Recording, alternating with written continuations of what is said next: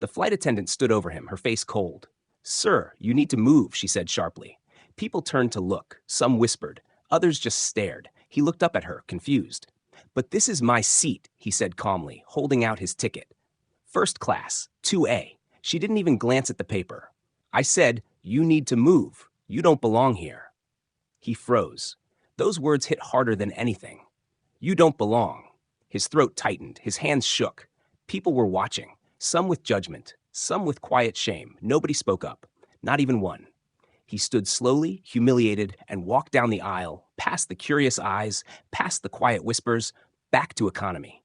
He sat, heart pounding, face burning, and 30 minutes later, everything changed. No. If this made you feel something, stay with us. This story isn't just about a seat. It's about what happens when the world tells someone they aren't good enough, and they fight back. Don't scroll away. You need to hear this. And if you care about justice, hit the subscribe button. This is the story of Jordan Blake. Jordan Blake was not your ordinary man. He didn't grow up rich. He didn't have famous parents. What he had was hunger, drive, and a dream so big it scared people. He started with a secondhand laptop, a noisy fan, a small room with peeling paint. While others partied, he stayed in. While they slept, he built. He studied tech, design, and business all by himself. He failed, again and again. But each time he stood up, stronger, smarter. Years passed. His company, J-Connect, exploded. What started with one man in a tiny room grew into a global tech firm. It provided jobs, created apps that helped small businesses, even won awards for innovation. Jordan wasn't just a CEO. He was hope for many young black kids watching from the sidelines. He proved it could be done. He wore tailored suits now. He gave speeches in packed halls. He was invited to speak at top universities. People lined up to meet him. But none of that would matter. On Flight 728. On that day, Jordan had just closed a deal in London. It was the biggest contract his company had ever signed. He was exhausted, but happy. He booked a first-class seat back to the US. He wanted to rest. He called his wife. "Tina," he said with a tired smile, "I did it. I'm coming home." She laughed through the phone. "I'm proud of you, Jay. First class all the way." He didn't know what was waiting for him at the airport. Not just turbulence in the sky, but something colder. Something that would cut deep. The airport was busy that afternoon. Jordan walked through the wide halls, rolling his carry-on beside him. People moved fast, their eyes on screens, bags, and boarding times. He passed a few stairs, but nothing new. He was used to it. A tall black man in a custom suit always turned heads. He approached the first-class check-in counter. The woman behind the desk looked up. She blinked, then glanced quickly to the side, as if hoping someone else would take over. "First class?" she asked, her tone flat. "Yes," Jordan said, with a polite smile. "Jordan Blake." He handed her his passport and confirmation code. She took it, tapped on her keyboard, and frowned slightly. "It says first class, but just a moment." She picked up a phone, turned her back, and whispered to someone. Jordan waited patiently. People behind him started forming a line. He could feel their eyes. He adjusted his jacket and cleared his throat. Finally, she turned back. Her smile was forced. "All right," she said quickly, handing him the ticket. "You're all set." "No, thank you." "No, have a great flight." Just a quick wave toward the gate. He didn't say anything. He had learned a long time ago. Sometimes silence is safer. At security, they pulled him aside. "Random check," they said. Hands patted down his pockets. They opened his bag, took out his laptop, swabbed it. He said nothing. When he finally got to the gate, the waiting area was crowded. Mostly white businessmen in first class, with a few families and older couples. Some glanced at him, then at his boarding pass. He sat alone. A few feet away, a group of men in suits were laughing loudly. One of them looked over, then whispered something to the others. They laughed even louder. Jordan stayed calm. He was used to it. The gate agent called for first-class boarding. He stood up. The same group looked up, surprised. He scanned his pass and walked toward the plane. Smiling softly, still proud, because this seat, seat 2A, he earned it. The plane smelled like new leather and coffee. Soft music played. The air was cool. Jordan stepped into first class and paused for a second. Rows of wide seats, white tablecloths, sparkling water already waiting. He smiled. This was success. This was proof that hard work paid off. He walked to seat 2A, placed his bag in the overhead bin, and sat down. He exhaled deeply. Finally, peace. A flight attendant walked by. She gave a tight smile, then did a double take. She looked at his seat, then at him. He nodded politely. She didn't say anything. Another flight attendant came by. A young man this time. He greeted everyone else with cheer. "Welcome aboard, Mr. Price. Champagne, Miss Wilkins?" When he got to Jordan, his smile faded. He stared at the ticket in Jordan's hand, then walked away. Jordan frowned. He glanced around. Something felt off. Minutes passed. More passengers boarded. Some walked past him slowly, doing a double check, as if wondering why he was there, as if he was lost. Then it happened. The first flight attendant returned, standing tall beside him. "Excuse me, sir," she said, loudly enough for nearby passengers to hear. "You're in the wrong seat." Jordan blinked. "No, this is my seat, 2A. He held out his boarding pass. She didn't look at it. "Sir, you need to move. Please don't make this harder than it has to be." He stared at her, shocked. Other passengers watched silently. No one spoke. He held up the pass again, slower this time. "This is my seat," he repeated, voice steady. She looked down at him. Her voice turned cold. "You don't belong here." Silence. Everything stopped. Jordan's chest tightened. His fingers clenched the paper in his hand. And still, no one spoke up. No one said, "He's right." No one said, "Let him stay." He stood, his legs heavy, eyes burning. He picked up his bag and walked slowly past the stairs, back to economy. Some passengers looked away. Some didn't, but no one said a word. Jordan sat in economy, middle seat, right between a coughing man and a sleeping teenager. The seat was tight, no legroom. He couldn't even lower the armrest properly. His heart was still racing. He tried to breathe, but the shame, it stayed. He stared ahead, eyes wide, not just hurt, but confused, angry. He whispered to himself, why? He had done everything right, paid for the ticket, checked in early, sat in the right seat. So why? Why did she say he didn't belong? The man beside him sniffed and shifted. Jordan flinched slightly. He felt trapped. He wanted to speak, to stand up, to demand his seat back. But the look on her face, the sharpness in her voice, "You don't belong here," it echoed in his head. He thought of his wife, of the call earlier. "I'm proud of you, Jay." What would she say if she saw this? His phone buzzed. A message from his assistant. "Congrats on the deal. The team is celebrating already." He didn't respond. He looked out the window. Clouds covered the ground. But inside the plane, his spirit felt crushed. Then a voice from the front of the cabin. "Is there a Mr. Blake on board? Mr. Jordan Blake?" Everyone turned. Jordan's head snapped up. "Yes," he said. The flight attendant who had kicked him out wasn't there. It was a new voice, a male voice, firm, serious. "Can you please come with me, sir?" Jordan stood slowly. Whispers followed. Someone said, "What did he do?"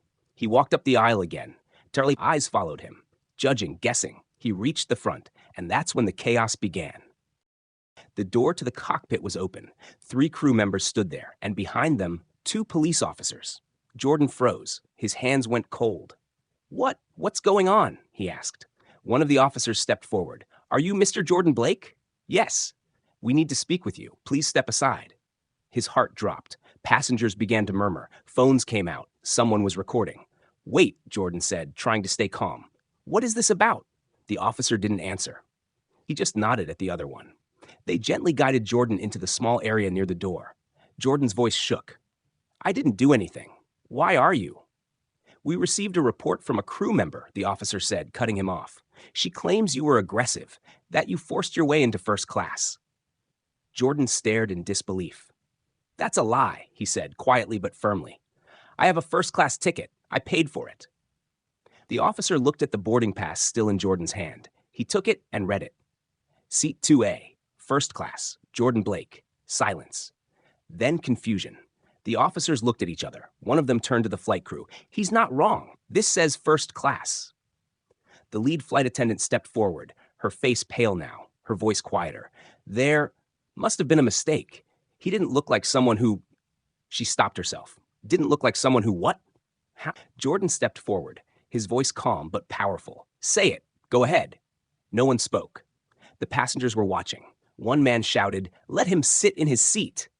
Another added, "This is wrong." Suddenly, everything shifted. People were speaking up. A woman stood up with her phone. "I saw everything. He didn't do anything wrong."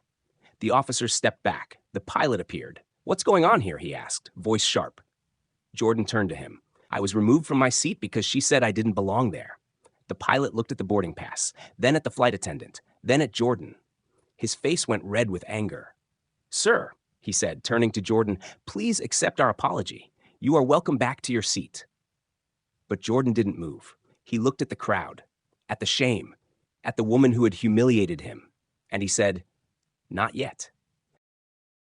Jordan stood still. The entire cabin watched. Phones were raised. People were whispering his name now. Some recognized him. Others just knew something big was happening. He faced the pilot. "I don't want an apology whispered in a corner," Jordan said, his voice steady. "I want everyone who watched me get humiliated to hear the truth." The pilot nodded slowly. He turned to the speaker system. A few beeps. "Ladies and gentlemen, this is your captain speaking. I want to address something that just happened. A passenger, Mr. Jordan Blake, was wrongly removed from his first-class seat due to a misunderstanding." He paused, then added firmly, "This was not his fault. Mr. Blake had every right to sit in that seat. We apologize for the error. We are deeply sorry for what he experienced." A murmur moved through the cabin. Some passengers clapped, others nodded in support. Jordan's eyes locked with the flight attendants. She couldn't meet his gaze. Then he turned to the officers. "You see," he said quietly. They nodded. He walked slowly back to first class, but this time, heads didn't turn with judgment. They turned with respect. He passed the same men who had laughed earlier. Now they looked down, silent. He reached seat 2A, sat down, straightened his jacket. The new flight attendant came by, a different woman. She offered him a drink. "Champagne, sir?" He nodded once, then looked out the window. Not because he needed the view, but because he needed to breathe. He had won something far bigger than just a seat. He had taken back his dignity. And the flight hadn't even taken off yet. The plane was quiet for a long time. No more laughter, no more whispers, just the steady hum of the engine as they prepared for takeoff. Jordan sat with his hands folded. He wasn't smiling.